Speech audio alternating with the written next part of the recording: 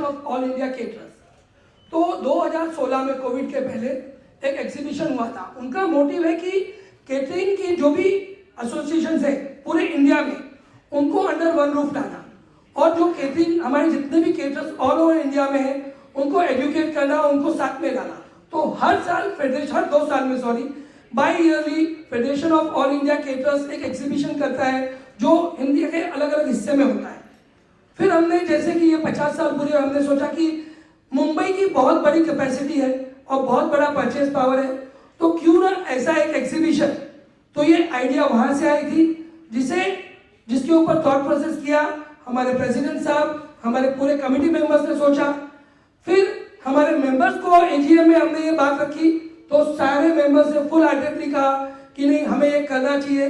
तो इस तरह से ये आइडिया आया, और क्योंकि बॉम्बे की कैपेसिटी है तो ये एग्जीबिशन बॉम्बे में हो रहा है। और एक इम्पॉर्टेंट बात कि ये हर साल होगा, यानी कि this will be an yearly IP, ताकि हर साल, जैसे आपको पता होगा कि हमारी केटरिंग इंडस्ट्री की जो मेन सीजन होती है नवंबर दिसंबर में शुरू होती है, तो हर साल लगभग अगस्त या सितंबर के महीने में हम ये शो आयोजित करेंगे।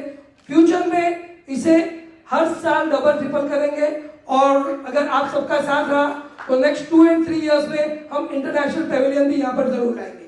Thank you. और एक चीज़ आपसे जानना चाहूँगा, जैसे आपने कहा कि आप लोगों ने 12 कॉलेजेस को शॉर्टलिस्ट किया है, 30 कॉलेजेस का जो एंट्री आया था। आपसे जानना चाहूँगा, हमारे देश में 62% यूथ है, तो उनके लिए किस तरह की अपॉर्चुनिटी होगी स्पेशली इस एक्सपो में, अगर उस बारे में कुछ बताएं। बहुत ही बढ़िया सवाल है। आप देखेंगे down the line 10 years catering में तो एक फिक्स मेनू सेट होता था कि 2 मिठाई होंगे, 2 फरसान होंगे, 2-3 सब्जी, रोटी, दाल, राइस, आइसक्रीम हुआ तो हुआ, नहीं तो नहीं होता था।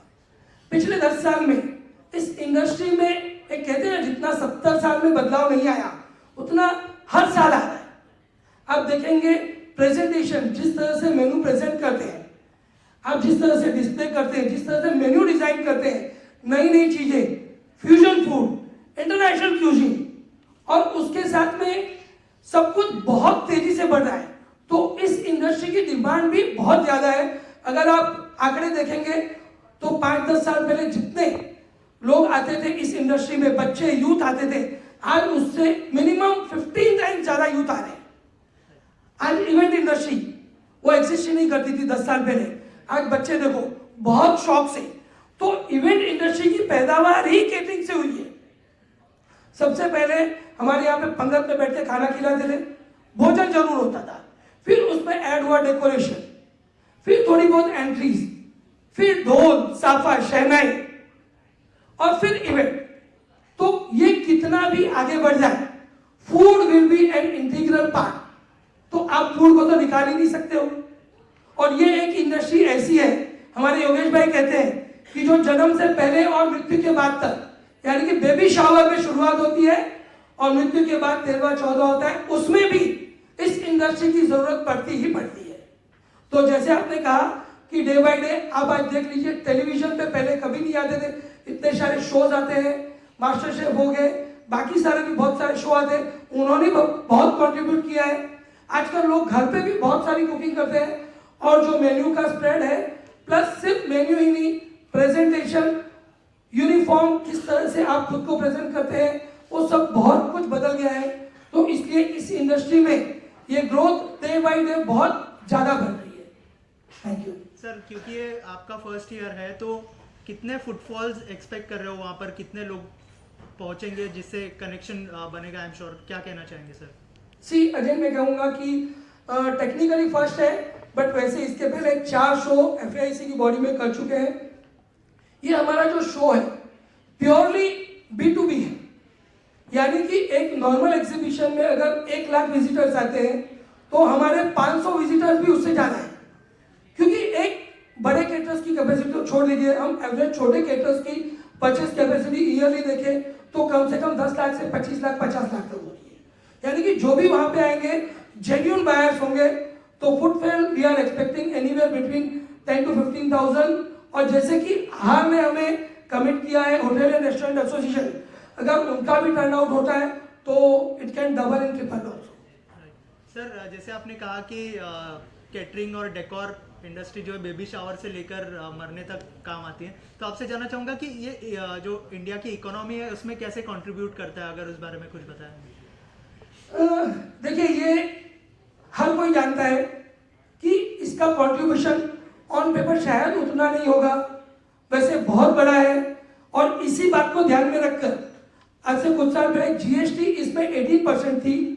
पीयूष गोयल जी से हम मिले थे और उन्होंने इसको 5% किया, क्योंकि केटरिंग ये लग्जरी है कुछ लोगों के लिए, बहुत कम लोग हैं जिनके लिए लग्जरी है, बाकी लोगों के लिए जरूरत है जो मिडिल क्लास है।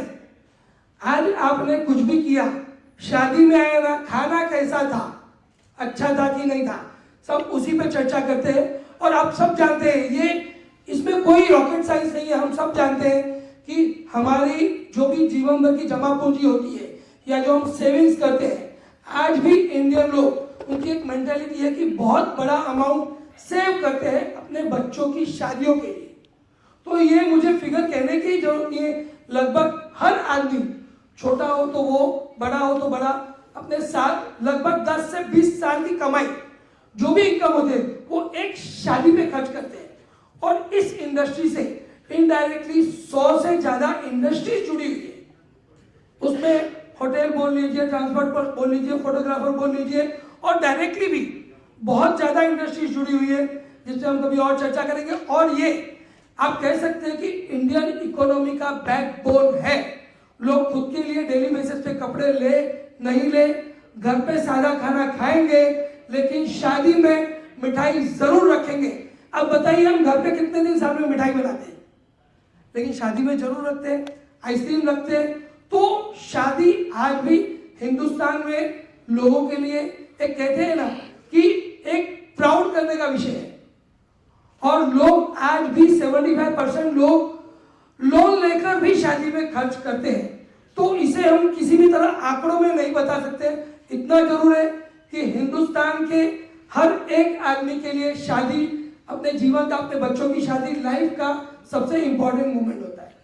सर, केटरिंग जो इंडस्ट्री है, कोविड में काफ़ी इम्पैक्ट से इसे भी आया था। मेरा ये मानना है कि ये आपका जो एक्सपो है उससे कितना मदद मिलेगी, क्योंकि काफ़ी हद तक काफ़ी बिजनेस ठप हुए हैं अलग अलग सेक्टर्स में। तो आपका बिजनेस कैसा था कोविड में, उसके बाद किस तरह से अभी चेंज हो रहा है, और एक्सपो से कितनी मदद मिलेगी?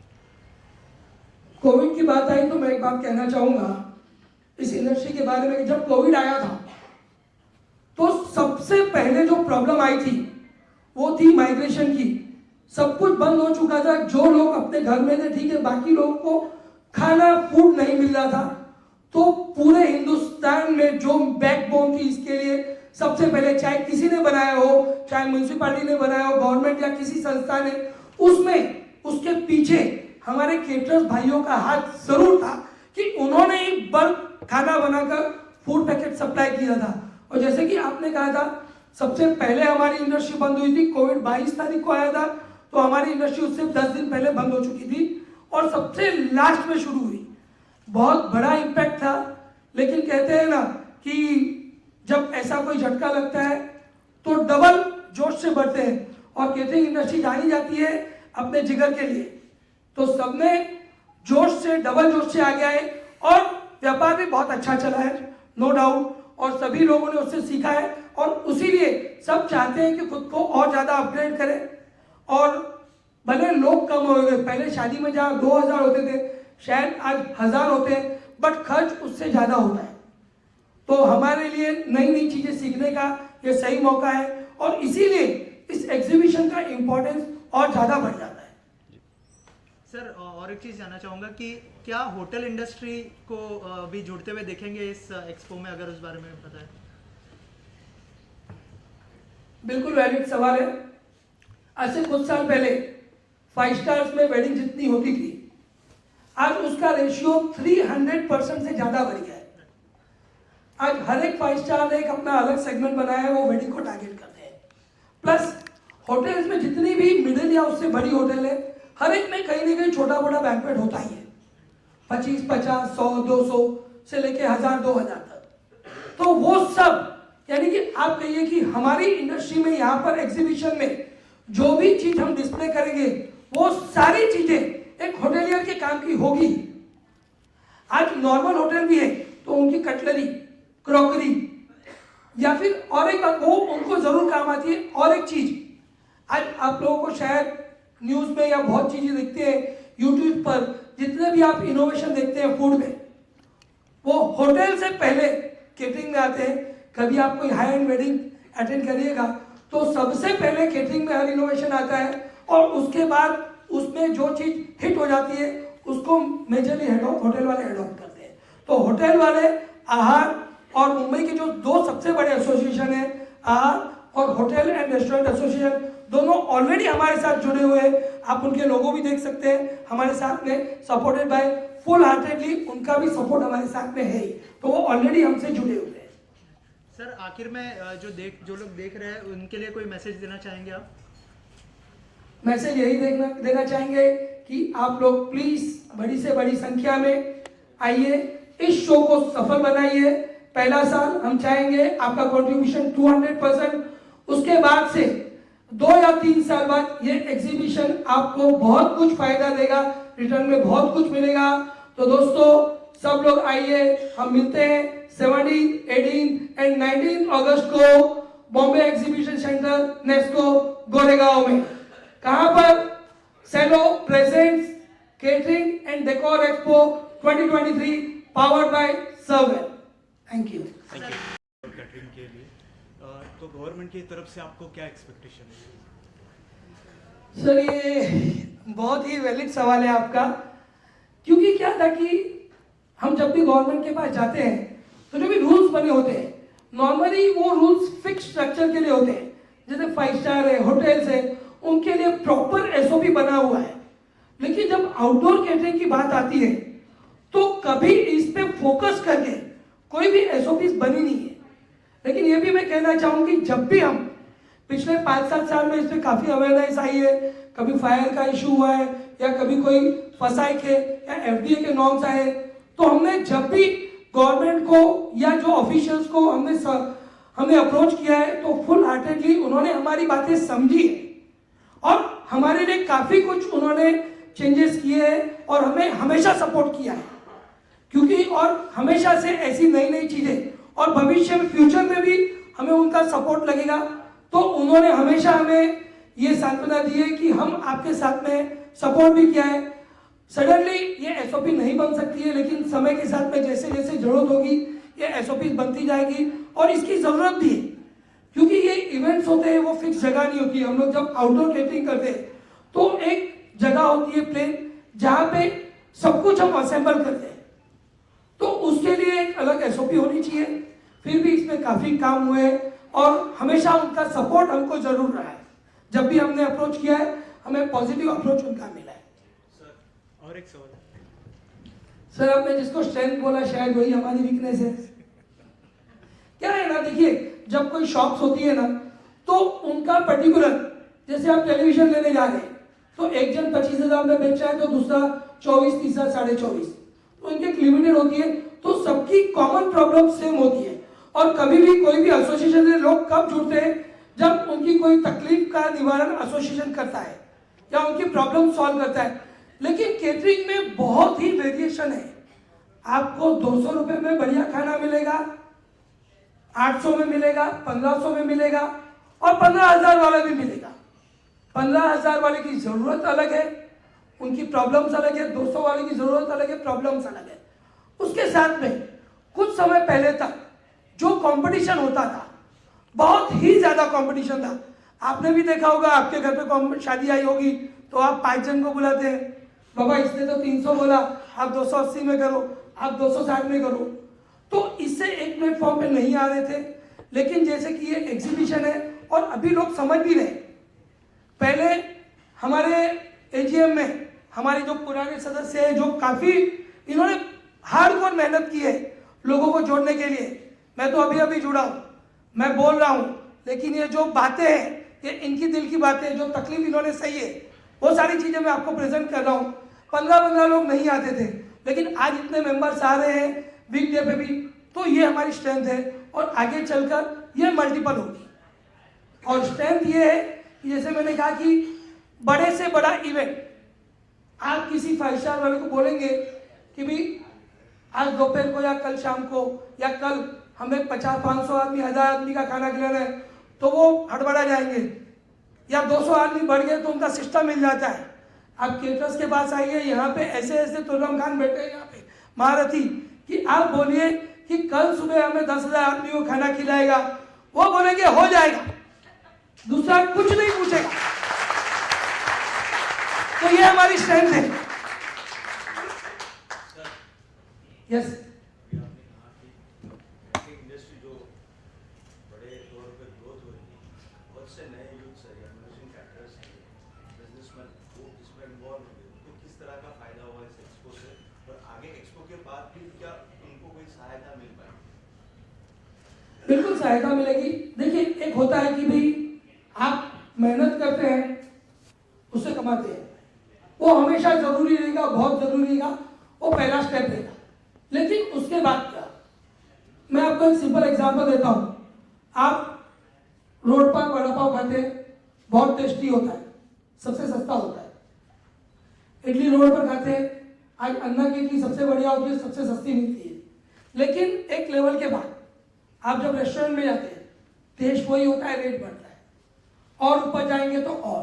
तो जब आप अपने आप को अपग्रेड करेंगे, आप खाना वही खिला रहे, आप किस तरह से सर्व कर रहे हैं, आपका स्टाफ कितना एजुकेटेड है, आपका स्टाफ क्या यूनिफॉर्म पहन रहा है, आप जो फूड प्रेजेंट कर रहे हैं वो किस तरह से प्रेजेंट कर रहे हैं, तो इस सब से आप एडिशनल कमाई कर सकते हैं। सपोज आपकी फूड कॉस्ट 200 रुपये, आप 250 पे दे रहे, आपकी वो कॉस्ट निकल के 50 रुपये। उसके बाद अगर आप 200 रुपये एक्स्ट्रा किसी चीज पर खर्च करते हैं और उसके 250 लेते हैं, तो उन्हीं 200 आदमी को केटर करके आपका प्रॉफिट डबल हो जाता है। तो ये करने के लिए इसमें हमें काफी लोगों से सीखना चाहिए, होटल से, 5 स्टार से, और अभी ये डे बाई डे अपग्रेड हो गया है, क्योंकि अभी जो यंग जनरेशन, जो यूथ आ रहा है, वो यूट्यूब पर देखकर आता है, वो हमारे पास आता है, वो हमें सिखाता है कि हमें ये चीज चाहिए। पहले हमारे पास जो ओल्डर जनरेशन आती थी, वो बैठते थे, वो बोल देते थे, सुनील भाई हमको ये खाना चाहिए, आपकी मर्जी जो दे देना, हमारे ये बजट है। योगेश भाई हमको ये बनाना है, आप ही सजेस्ट करो। जो हम सजेस्ट करते थे वो सिलेक्ट कर लेते थे। अब यूथ ऐसा नहीं है, वो आपके साथ बैठेगा, आपके साथ डिस्कस करेगा, इसमें चीज ज्यादा चाहिए, इसमें मुझे ये नहीं चाहिए, इसमें मुझे ये सॉसेज चाहिए, यहां तक उनको नॉलेज है, पता है। तो जब किसी की डिमांड ज्यादा होती है तो वही हमारी अपॉर्चुनिटी है कि हम वहां से अर्न ज्यादा करें। एक तरीका होता है आप छोड़ दो, जाने दो बाबा बहुत किट करता है, छोड़ दो, नहीं, किट करने वाला ही आपको पैसा ज्यादा देगा। ये हमारे यूथ की सोच है। Youth is ready to explore everything. शायद आप किसी पुराने केटर्स को बोलेंगे हमें ऐसा ऐसा करना है, बोलेगा जाने दो ना बाबा, कौन मेहनत करेगा, वो छोड़ देगा। लेकिन यूथ को आप बोलेंगे, वो आपसे टाइम लेगा, मेहनत करेगा, ढूंढेगा, और आपको नई से नई चीज ला के देगा। और ये हमने देखा है, प्रैक्टिकली देखा है कि जो यूथ आ रहा है बहुत, और उसकी वजह से हम भी अपग्रेड हुए हैं। तो यूथ का रोल किसी भी इंडस्ट्री में बहुत ज्यादा होता है, और हमारी इस इंडस्ट्री में और भी ज्यादा है, क्योंकि इसमें इनोवेशन बहुत ज्यादा तेजी से हो रहा है। बाकी इंडस्ट्री में अगर ईयरली आप समझो कि 10% चेंजेस आते, तो इसमें मेरे ख्याल से 50% चेंजेस आ रहे। Thank you. Pollution free decor almost काफी आ चुका है। कुछ चीजें हैं, जैसे कि मैंने कहा जब इस पे SOP बन जाएगी, डेकोर में मेरे ख्याल से शायद अभी कोई पॉल्यूशन ऐसा है नहीं। फायर क्रैकर्स जैसे आप नहीं, प्लास्टिक का बहुत ज़्यादा यूज होता है अभी भी। हाँ नहीं, अभी इसमें जैसे गवर्नमेंट ने काफी रूल्स लाए हैं। अभी आपको मैं फॉर एग्जांपल बताऊंगा, ये यहाँ पर जो लगाया है हमारे कारीगर जी ने, ये कपड़ा लगाया है। तो पहले प्लास्टिक लगता था, ये कपड़ा लगा है। कुछ चीजों में जरूर और इम्प्रूवमेंट आना चाहिए। ये भी तभी आएगा जब अवेयरनेस आएगी, तब इम्प्रूवमेंट आएगा। काफी कुछ चेंज हो चुका है, लेकिन जरूरत हमेशा है। जैसे कि अभी बायोडिग्रेडेबल हमारे डिस्पोजेबल वाले भी आप देखेंगे, अगर एग्जीबिशन में आएंगे तो पहले 99% प्रोडक्ट्स प्लास्टिक के होते थे, जो मेरे ख्याल से अभी 80% रिप्लेस हो चुके हैं। यहाँ पे हमारे जो डिस्पोजेबल वाले भाई साहब बैठे बताएंगे, 80 to 90% रिप्लेस हो चुके हैं, यानी कि उतना इन्वायरमेंट फ्रेंडली हो चुके हैं। और उसमें और भी जरूरत है, हमेशा रहेगी। और वो हम अडॉप्ट करते जाएंगे टाइम के साथ। Thank you. और एक चीज़ थी, अभी आपने यूथ की बात की है, तो यूथ और एआई जो आज हिट है, तो उसके रिलेशन में कैटरिंग सर्विसेज क्या सोच रही है अपनी? एआई का जैसे मैंने कहा, एआई अभी आने वाला है, लेकिन आज से कुछ साल पहले शायद आप इंटरनेट पे सर्च करते तो आपको 2-4 दिखते, उसमें से केटरिंग सर्विसेज, केटरर्स, महाराज, हलवाई। आप आज किसी भी एरिया में डालें, आपको नाम से लेकर उनके फेसबुक पेजेस है वो आप देख लीजिए, आपके सवाल का जवाब आपको मिल जाएगा। जितना वो सोशल मीडिया पे अवेयरनेस है, जिस तरह से खुद को प्रेजेंट कर रहे हैं, तो ये ऑलरेडी अपडेट हो चुका है, लेकिन इस फील्ड में अभी भी बहुत स्कोप है कि भाई बहुत ज्यादा जरूरी है, और वो तभी होगा जब यूथ आएगा। आपके आने के पहले हम वहां पे खड़े थे, सतीश कानेकर जी ने हमसे एक बात कही कि कल वो 20-25 केटरर्स थे, उसमें से ज्यादातर के ऐसे थे कि उनकी सेकेंड जनरेशन आना नहीं चाहती थी। इसका मैं एक कारण बताऊंगा। आज से कुछ साल पहले जब केटरिंग में आते थे ना, उसको डिग्रेड समझते थे कि यार क्या केटरिंग में है, वो सर्विस करेगा, प्लेट उठाएगा, लोगों को परोसेगा।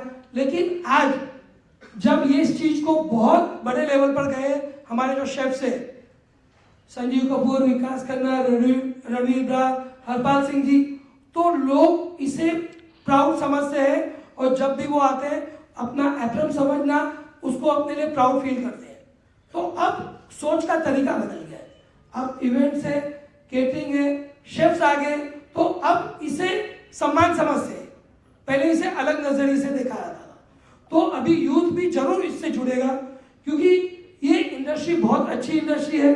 बहुत कम इंडस्ट्री ऐसी है जिसमें पहले माल बेचना है फिर खरीदना है।